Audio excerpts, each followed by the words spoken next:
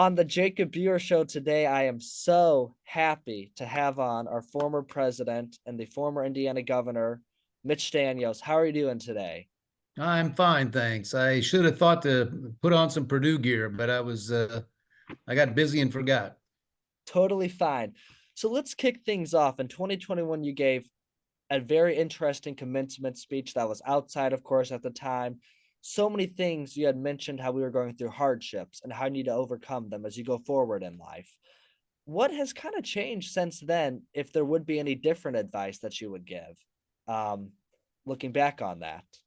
Don't think I would change much. The theme of that speech, and I always tried to have a theme, uh, to digress just for a second, there was nothing I took more seriously or worked harder on than the commencement speech. It was always in my mind that the young men and women coming across that stage had worked so hard to get there. I needed to work hard to have something I hoped that was useful and original to say. But that year, I felt that was one of the more important messages I tried to convey, that we expect Boilermakers to be leaders. We know they will be. The essence of leadership is making choices and assigning priorities and weighing evidence carefully and so forth. And that's what a Purdue graduate has learned to do. And I was trying to make the point that too many of their elders, I thought, had defaulted on their responsibility as leaders, whether they were in government or higher education, healthcare, or elsewhere, over the COVID experience. And we've paid a huge price for that dereliction, in my opinion. People who didn't have the courage to make choices. I mean, we made a choice to stay open at Purdue if we possibly could. And then we went to work to try to make that real. But in too many places, people hid behind a so-called expert, locked everything down, only looked at the issues through one lens, and that's the sort of mistake I hope we don't make again. And that's the message I tried to leave with our students, who will soon be occupying, some of them already are, positions of great responsibility. For sure. And kind of going into detail a little bit more on that, what is it like giving a commencement in front of so many students? Of course, for BGR, you would get in front of so many students. Was that easy for you being the Purdue president because you had been governor before, having to give serious addresses? Or what's that moment like when you're up there in Ross-Ade Stadium or in Mackey Arena? Are you nervous ever, or were you nervous? I'd had a lot of practice. I always looked at it as you might a big sporting event or big game. You want to get up for it. Again, there was nothing I took more seriously than the commencement speech. It was, to me, the most certainly most important talk I would give all year, and I would give scores of talks, most of them extemporaneous. That one I always wrote. Just to illustrate, I made it my objective to have the first draft of the commencement speech done by the end of Christmas break.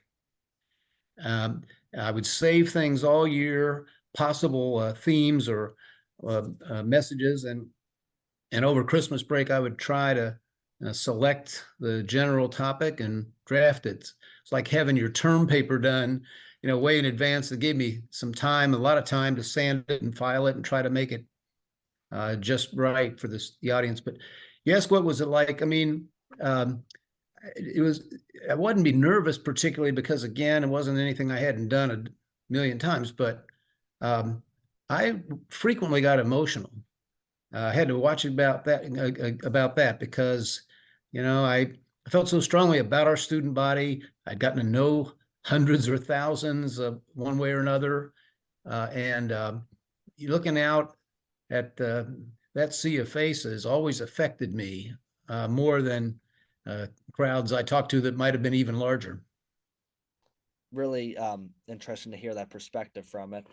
What did it mean this year when we beat IU twice to you, of course? It was your second year kind of without being president, but last year we had lost IU. What was that like for you? A lot of joy? Well, we're supposed to beat them twice. Most years we do beat them twice. It's only We only had one little hiccup in there. We had a run of, what was it, 11 in a row, something like that. And yeah, it was like getting back on track. But of course, but we beat them very soundly, 20 points and 20 plus, and that hadn't happened since the 90s. So that was satisfying. But no, I mean, uh, my first year at Purdue, 2013, was the only year in Purdue history where we were last in football and last in basketball. And I guess I had to look at that as well. It's good to start on a low base, then it's all improvement from there. But we had so much improvement. We had great seasons in both. And, the job there the university will never have a bigger sports fan than I am. But to me at Purdue, the pride came from knowing that we were very competitive, but did it the right way. College athletics is so littered with hypocrisy and cheating and double standards and things that I was always so proud to have served 10 years at Purdue, never had to apologize for a scandal or a player's terrible behavior or a booster, doing something they shouldn't, and that's not easy to do. But if you want to compete, but Purdue has managed to, and I hope always will. For sure. And I'm sure you will be there in the NCAA tournament, especially since we got the first round in Indianapolis. So, yeah, I'm ready to go to Phoenix, but on the day we're recording this, Jacob, we've stumbled a little here lately. I was at the Minnesota game, which was Thursday, a few days ago from today, and I was looking forward to maybe a relaxing blowout. We didn't get that, and then tripped up at Columbus. So I hope that'll prove temporary. Matt Painter always gets us back on track, so that's the good thing. Yeah. Would you say it's important being a president to have, because some presidents, depending on how schools are at sports, they really don't pay as much attention as we do. Would you say it's very important to have good relationships with the coaches of the teams and the players like that, being the face of the university as well? I think it's important to maintain a correct relationship. I never micromanaged. I didn't thrust myself into locker rooms. I did absolutely everything that any of our athletic department people or coaches asked me to do. But I think they knew they didn't have a bigger fan, but I wasn't going to micromanage or interfere in any way. Once again, as much as athletics brings to life at a campus like Purdue, you have to keep it in its proper place. And it's not the reason we're there. And so I think our department has always taken very seriously the job of making sure that our athletes progressed academically. We go to all kinds of lengths to make sure that they leave with a strong preparation for life, because very, very few of them are going to play sports for a living. For sure. And here's a big question that everybody wonders, parents who have sent their kids to Purdue wonder, how are you able to freeze tuition and do it in such an effective way that now the great President Mung Chiang is still able to continue on to this day, and we're still freezing tuition? How are you able to start that? We started off this conversation, Jacob, talking about making choices and how that's really the essence of a position of high responsibility.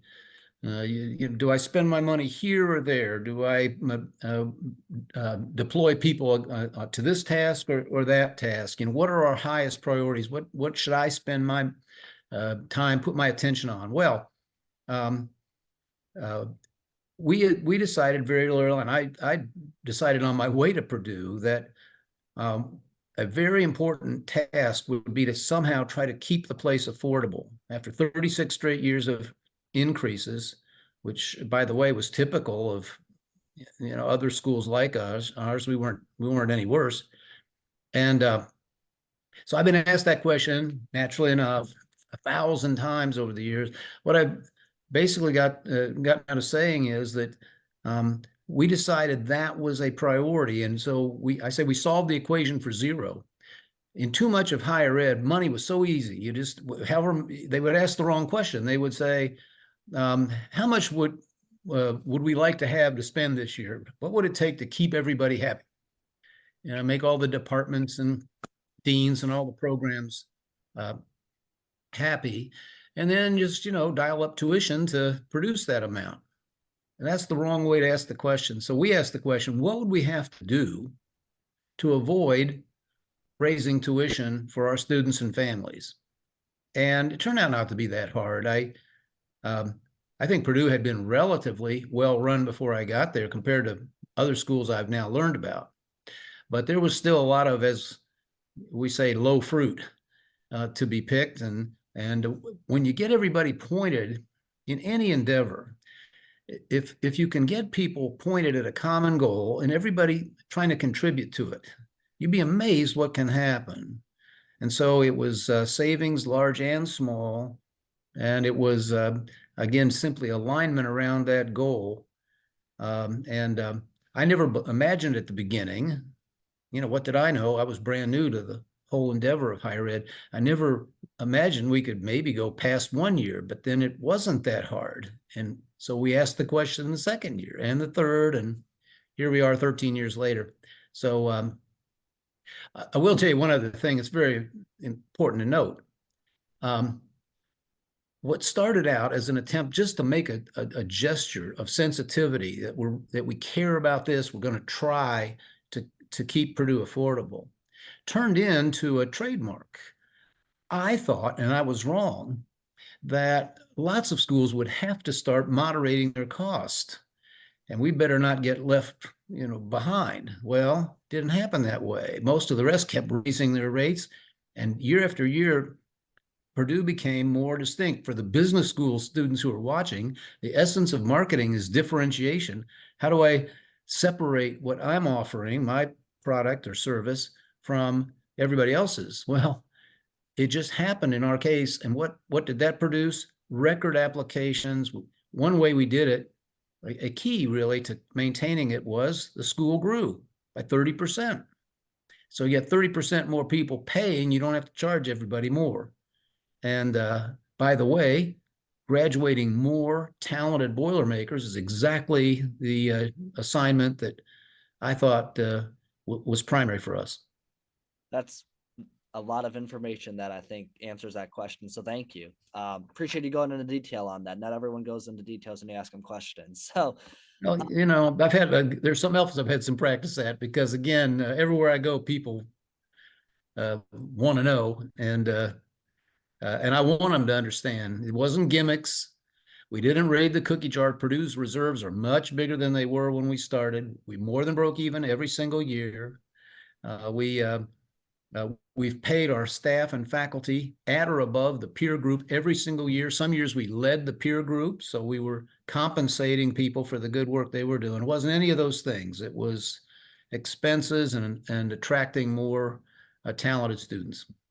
for sure. And a couple other quick questions before I ask for your advice. What would you say is the best thing that you got to do as Purdue president? I know that this is probably a question you still get asked a lot, but just quickly, what would you say is the best thing that you got to do? Hang with students. Hang with students. No question about it. I mean, listen, first of all, it was a lot of fun. I had a great time, whether it was at the co-rec or in the dining courts or anywhere like that.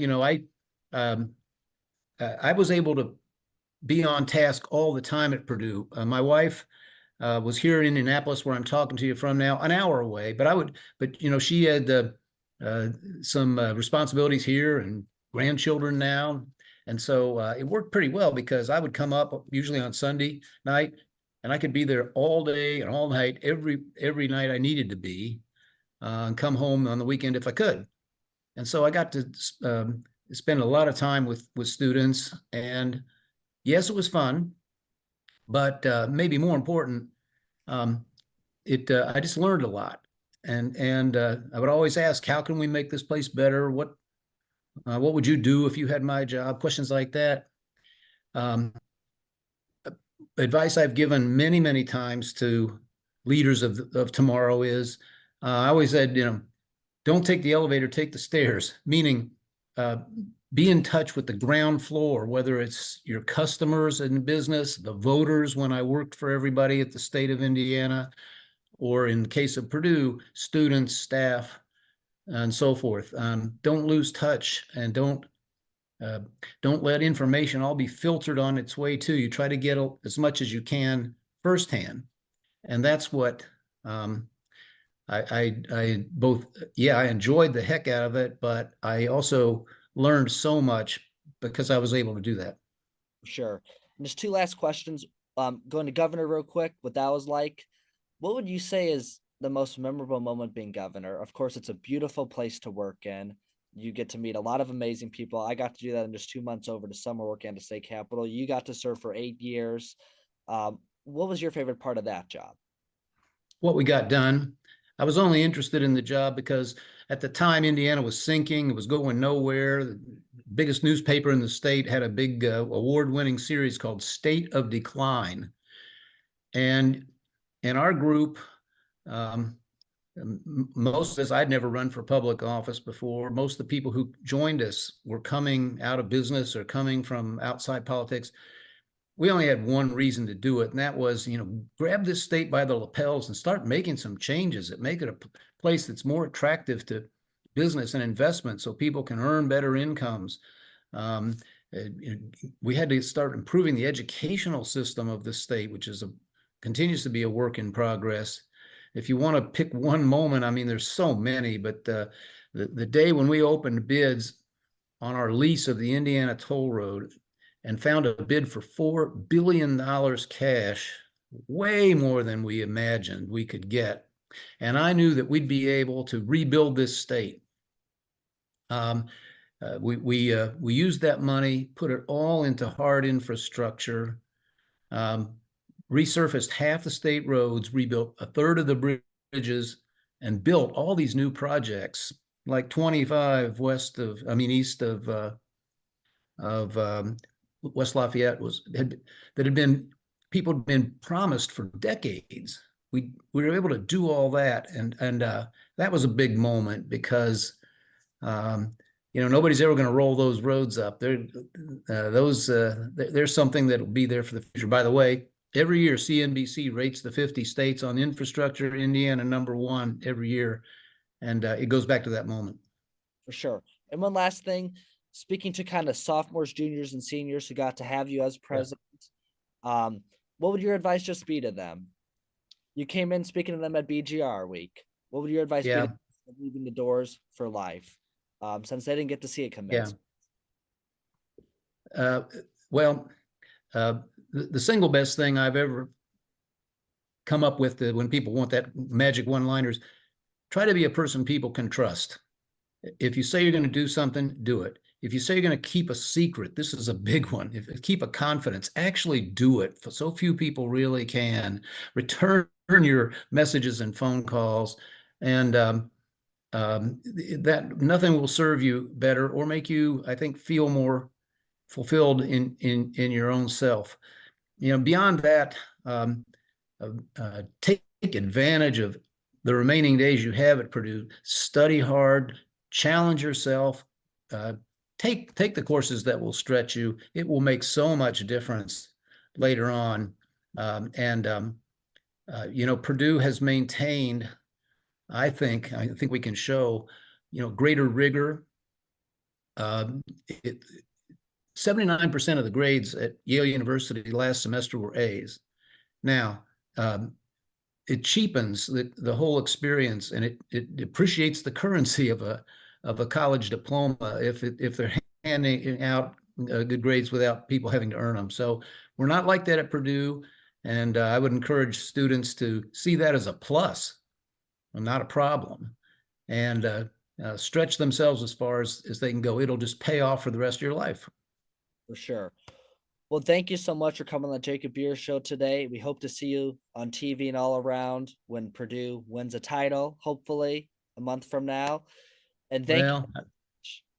I don't know if you'll see me, but you'll probably hear me because I get a little worked up, you know. I used to tell people who were guests at Gary games, I said, look, I'm gonna tell you before the, kickoff, I might say something unpresidential if something goes wrong, and I'll apologize in advance. But no, listen, thanks an awful lot.